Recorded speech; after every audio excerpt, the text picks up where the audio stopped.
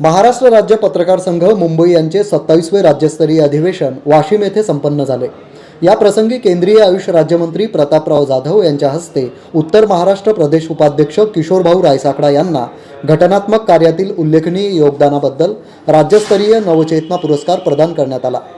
महाराष्ट्र राज्य पत्रकार संघ यांच्या वतीने दिला जाणारा हा प्रतिष्ठेचा पुरस्कार वाशिम येथे आयोजित राज्यस्तरीय अधिवेशनात प्रदान करण्यात आला। या प्रसंगी रायसाकडा यांना सन्मानपत्र, शाल आणि पुष्पगुच्छ देऊन गौरविण्यात आले।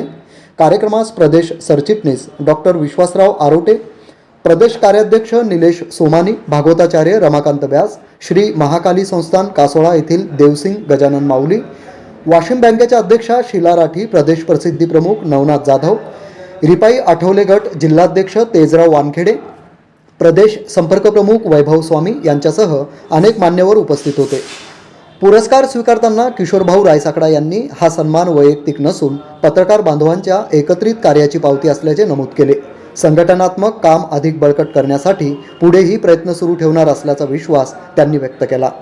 खान्देश विभागात पत्रकार संघाच्या माध्यमातून विविध उपक्रम राबविल्यामुळेच रायसाकडा यांची या पुरस्कारासाठी निवड करण्यात आल्याचे डॉक्टर विश्वासराव आरोटे यांनी सांगितले।